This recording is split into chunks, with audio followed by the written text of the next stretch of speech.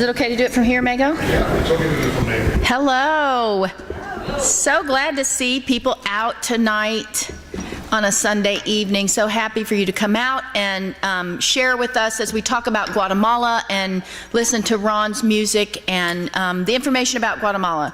So happy to have everybody here. And before we get started, I want to introduce a couple of people that were here this morning and they were in the back and we didn't get a chance to introduce them. But Mo and Sue Milne have gone with us they've gone with us to Guatemala, or we've gone with them to Guatemala one time. Jack's been with them twice. And they are from Ohio and just really passionate about the work in Guatemala as well. So it's great to have them here as part of the team. Also, Danny has been to Guatemala, so we actually have several people here that have been on one of these trips. So we hope that from the program tonight that some of you might be interested in also going. There's a part for all of us to play in this. So I hope that you will enjoy it. I'm going to introduce Ron. Ron Naker is, if you were here this morning, is a nurse from Johns Hopkins. He originated out of Nebraska and one of 12 children, so he comes from a great big Nebraska farm family. So Ron he was an oncology nurse at Johns Hopkins and began going to Guatemala and has created this great program for people who want to go down and be a part of this ministry in Guatemala. So I'm going to let Ron come up and share with us, and just so happy to have everybody here. So without further ado, Ron Naker. Thank you so much. Thanks. You're so beautiful.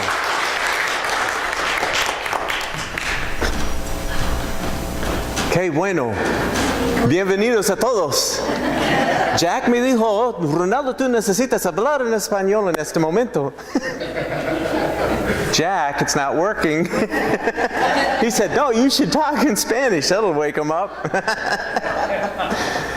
I think it's wonderful you're here. I was telling somebody that, you heard the story about the pastor who, there was one guy who came to church in a snowstorm. And he said, well, should we do this? I mean, it's just you.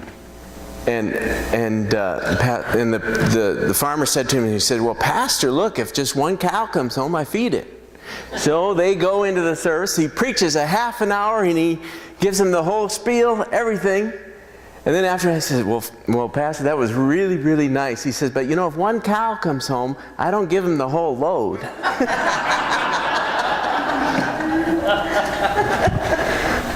I think it's wonderful you're here, every one of you, and I just think this is a great gathering of us, of people interested in Guatemala, interested in the work that's been happening there through members of your community and our friends who are with us tonight.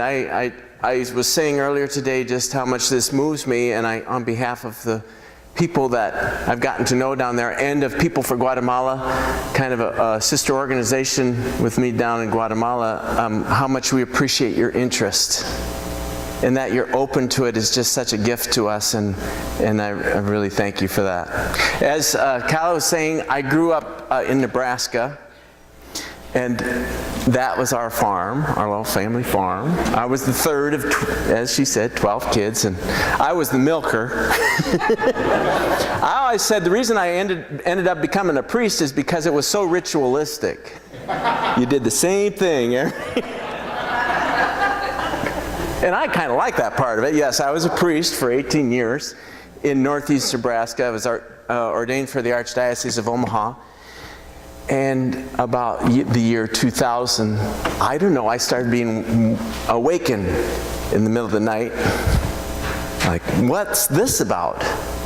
And just, I think the way that the Lord works on us sometimes, and He's just nudging us is to wake up to something else that He has in store for you. And I said, well, it wasn't a night and day thing. It wasn't that happening one night and the next day. I took 3 years to really kind of discern this. And then the bishop said, well, go take a sabbatical, which I did in Guatemala.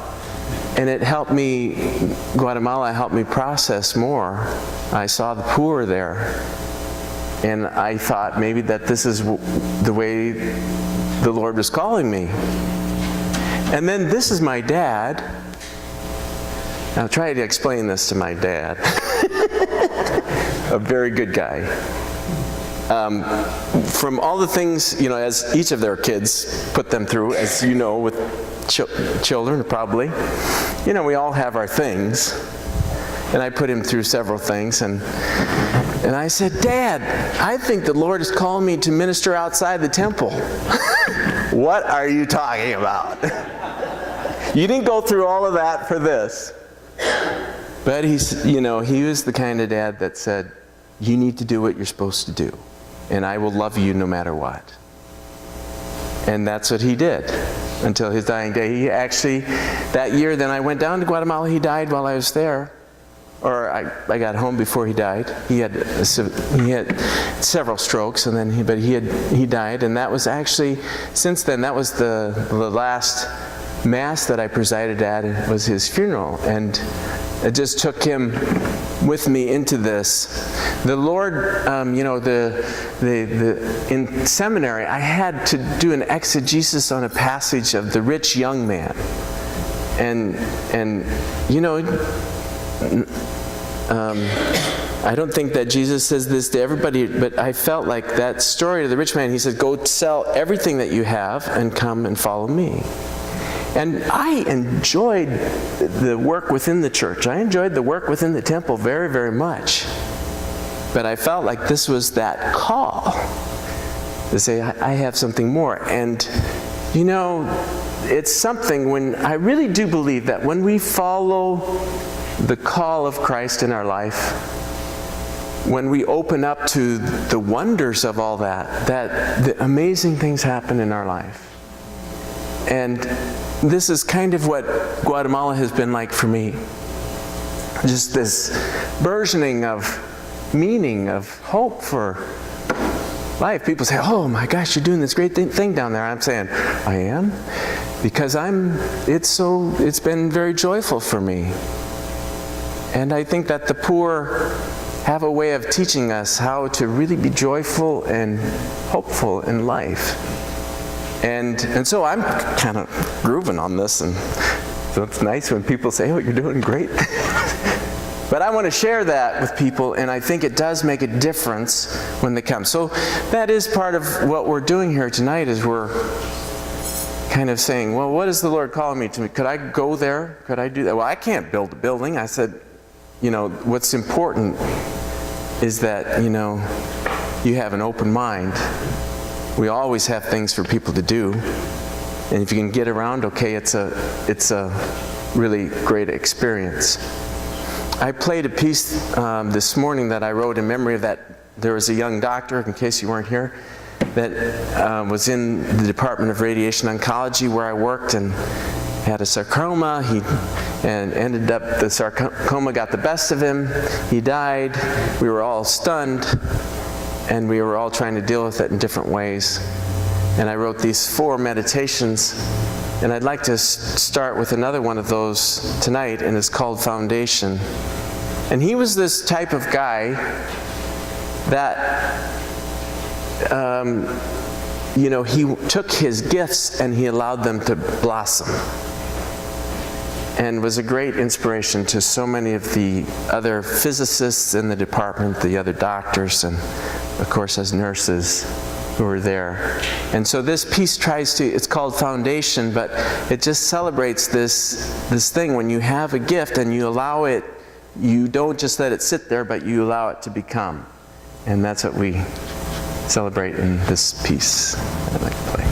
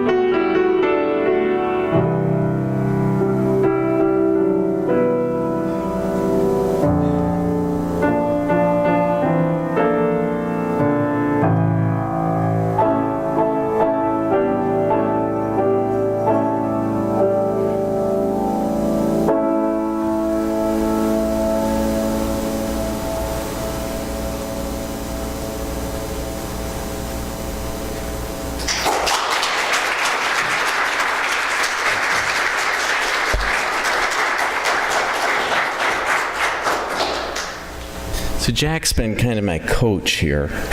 He says, Ron, you gotta sing a song.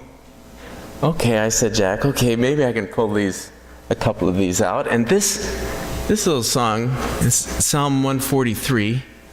I set a few years ago. This is kind of nice to go back to it. We'll get to the NGOs real soon, but I'll just throw this little song.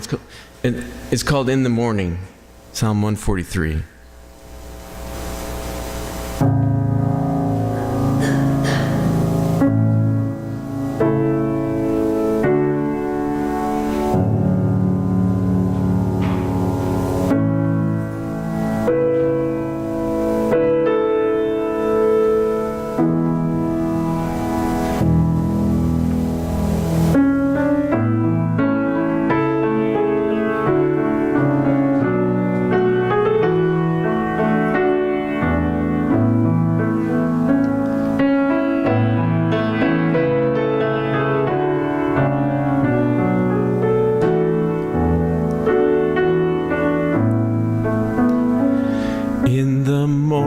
Let me know your love, for I put my trust in you.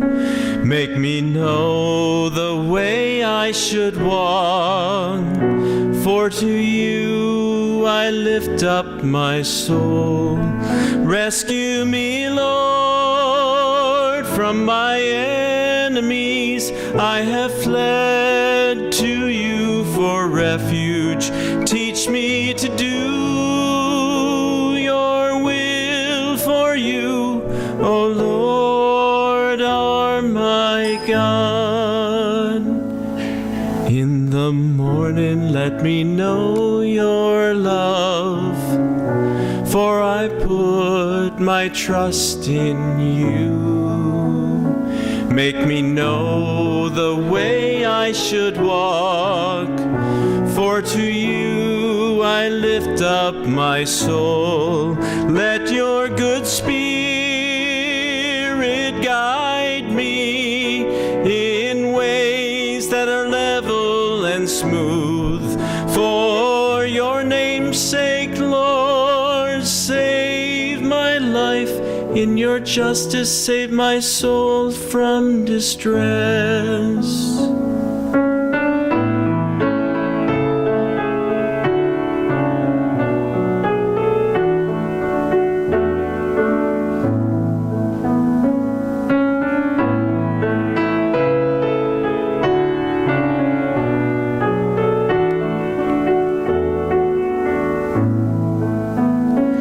In the morning let me know your love, for I put my trust in you. Make me know the way I should walk, for to you I lift up my soul. Make me know the way I should walk, for to you I lift up my soul.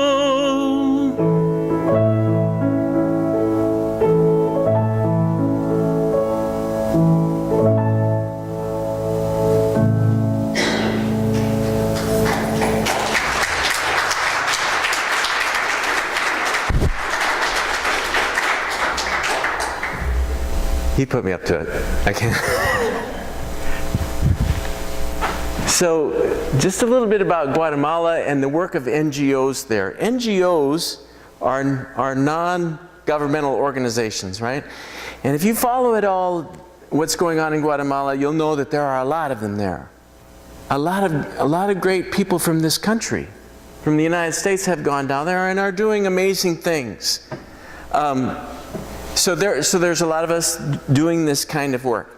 Guatemala is a small country. I mean, there you can see it's in Central America.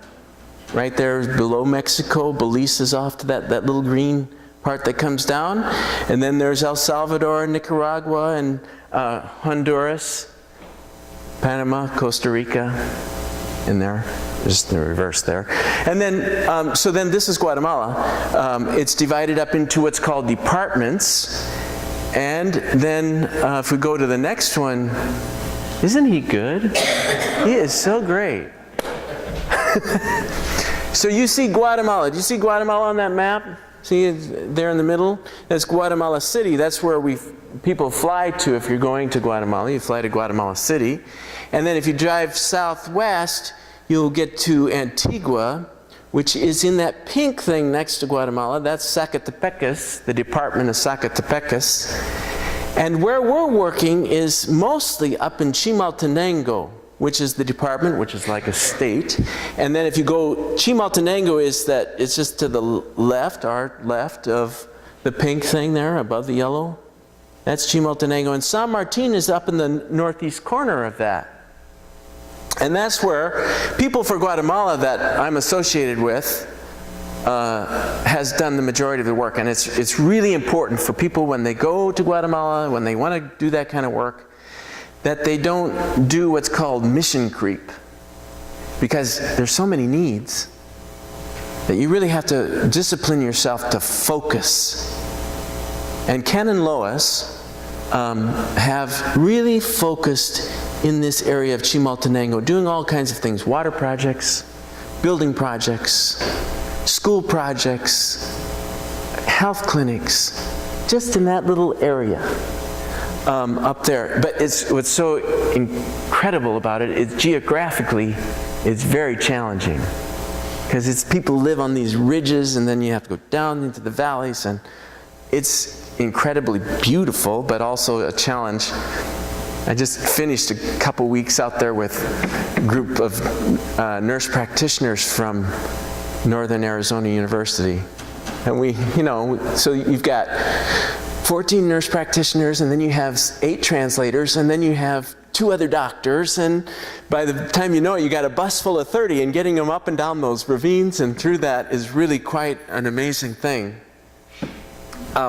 So the next slide is this is a group of those nurses with one of their translators, and the guy over to the left there, that's Juan. Now it was so funny when we went out there for the clinic. I looked at him, I said, Juan, you didn't sleep last night, did you? No dormis bien anoche. And he just looked at me. No. I said, I bet you were up all night. And he was, because this was kind of a fulfillment of their dream, that they would have a medical team come to their little community. And he was behind it. And it started more than 2 years ago. The next one, I think, so this is a clinic that Jack and Calla built. Yeah, this is in Candelaria. You know, and this is how this work goes. And you guys, excuse me. I'm sorry about that. We're in the back. That's why. Now this is how this stuff goes, though. The Feast of Candlemas is the 2nd of February. And we had, I wasn't thinking about that. But here you come to this little community that's called Candelaria. It's their feast day, and very special to them. And so all of a sudden, like the day before, I'm saying to these guys, we need candles. So they're... Mo, do you want to say anything about this? No, thank you. We need candles. Because for the celebration, when we had the clinic built, we said we needed to just celebrate the fact that they were going to, they were getting ready for their feast. We were like a day or two away from it, and that we wished them well. And so they all had candles in this picture to celebrate that day. But anyhow, so this was, and that was the team. Mo and Sue and Jack and Cal are there, and there, and some other friends of ours. And so we didn't say to Candelaria, "Oh, let's build you a clinic." No, they said, "We would like to have a medical clinic in our place because we would like to work on the health of our community." That's their goal. So Ken and Lois knows that I'm gathering groups. They contact me. They say, "We have a place. They need a clinic. Do you have a group that's willing to help us get this done?" As I was saying at the Bible study this morning, the thing is, what is it that they can do, and what is it that we can do? What can one do? They certainly can build a building. But they just can't find the funds to get it done. This is a very simple building. But it was because the group gathered together, we were able to get the funds together. And I said, well, this morning I said, we could just send the cash down there and they can go build their building. But it would miss all the spirit of it. The whole point is that resource that we help provide them with so this can happen and their dreams can be fulfilled. It just wouldn't be the same if we couldn't put some flesh and blood behind it. And sometimes, there's little cuts and scrapes, and, it's every bit of that. And we can come, and it's the process that People for Guatemala set up is that we can't just come there and build this alone. No, we do it together with the community. And that's what becomes the great fun. Is that you meet people from the community, you meet their families, you go to their houses. All of a sudden, what do we have here? We have an experience of where 2 or 3 are gathered together. The Lord is in their midst. That's what you have, and nobody loses in the deal. Nobody's, we're all better for it. And that's what I love so much about their process. They actually take a community through a process. The community has to petition. They have to pay for part of it. They've got themselves invested in this, and it's one of their priorities. If it's not their priority, we can't do it. So that's the partnership with People for Guatemala and Nursing Heart Inc. is that People for Guatemala does the development work.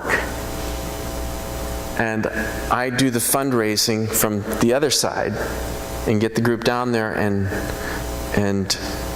provide the logistical support to make it happen. It's the same way with our medical teams then. We went out and there's the clinic building a year later. I was so pleased to go in there and see they had charts up that they had actually been using the building medically, and there was a couple of people that had spent time in the United States, had learned a lot about midwifery, and it was all happening there. And this was part of the health committee. Juan is there. That was there on this day where we got together, and 85 women came to, and men. I think on the next slide is this is the next one in there? Go to the next one, Jack. I might have missed. Nope, it's not there. But anyhow, I forgot to put that one in. 85 women came to this day where we talked about what the clinic was going to be, because, if you bring a medical team in, you want people to show up. We're there. A lot of resources are spent. And we were doing the cervical cancer screening, and a general medical clinic. So our general medical clinic in these circumstances become kind of like the invitation to get moms and their kids there. And if they haven't heard about it, many of these women have never had an annual PAP. And they've never had it in their life. And so we get them in this context where they're doing something for their kids. I said, you really want to do something good for your kid? Get yourself checked. Don't die of cervical cancer. You don't have to. And like I said this morning, we find 3 or 4 women with the virus at a treatable state that we can treat right on the spot. We have a Guatemalan doctora that is with us that guides these nurse practitioners through this, and we have that whole process we don't have to go into here, but it's really quite a wonderful thing that those 2 clinics are functioning all day long. In Candelaria, on the first day, we saw 150 people in the general medical clinic, and we did 71 cervical screens. So it was a wonderful thing, a wonderful fulfillment. That was the team with some members of the community that were there. The women went out, and we had 5 women each day with the leaders, and we asked them to go out and find 9 other women each, so we'd have 50 women. They did really good the first day. I mean, we got 71 women there. And then the second day, I think we had about 55. So we saw 120 women screens on that day. So it's what this work does, working with NGOs, leaves so much for you to reflect on in a day. I go home at night and I just think about all the people that I see in a day. And I have a little keyboard there, and I can play a piece like this next piece I want to play for you, called Reflections on the Water. It's a great piece for Guatemala because in the rainy season, it really does rain a lot. And that starts the beginning of May and goes to the end of October. And so usually we are bringing teams down from the beginning of November until the end of April. And November is a very prime time. We're kind of thinking about that with this community, hoping we can get it to work out. November is the most beautiful, pristine time of year because it's rained for 4 months or 5. And everything is lush and beautiful. And there's not too much mud, which is really nice in November. Anyhow, this one's called Reflections on the Water. So, by Debussy.